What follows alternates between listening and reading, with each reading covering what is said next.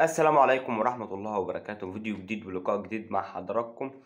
قبل ما نبدأ أي حاجة عايزين لايك واشتراك للقناة.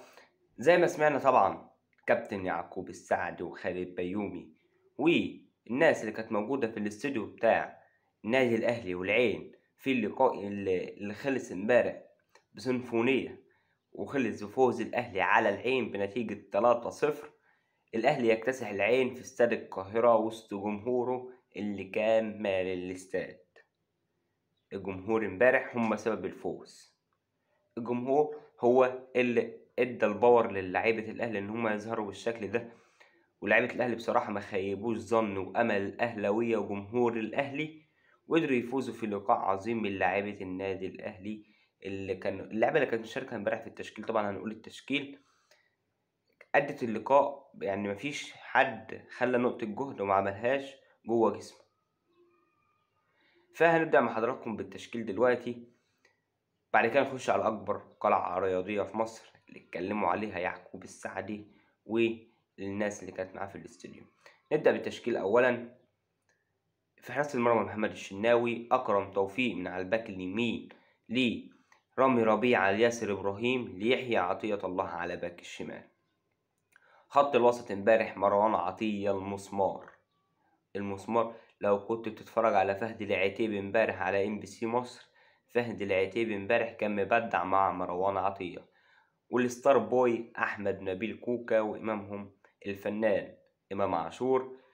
من على اليمين للشمال طاهر محمد طاهر، حسين الشحات اللي عايزين يفوق ويرجع لمستواه اللي احنا متعودين عليه إن شاء الله. إمام عاشور رجع للمستوى اللي احنا عايزينه، بنتمنى ان حسين الشحات يرجع للمستوى زي ما امام رجع لمستواه.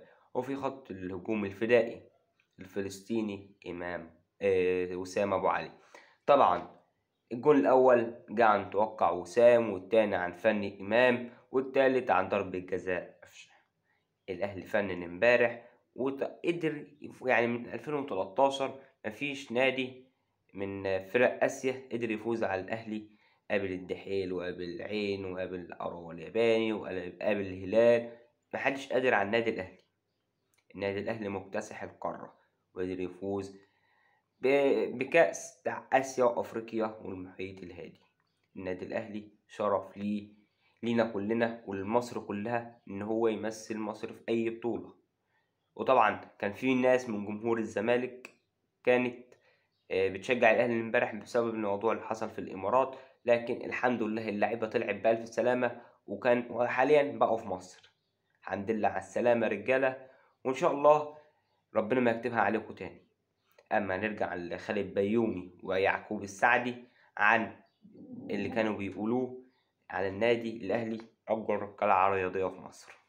ما بالك ناس بتقول كده من بره مصر على اللي هما بيشوفوه الاهلي مع الانديه العربيه في افريقيا.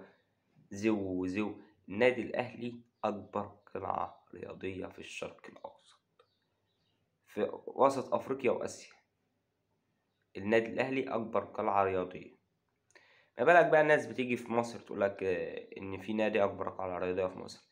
فلكم الله يا الجماهير.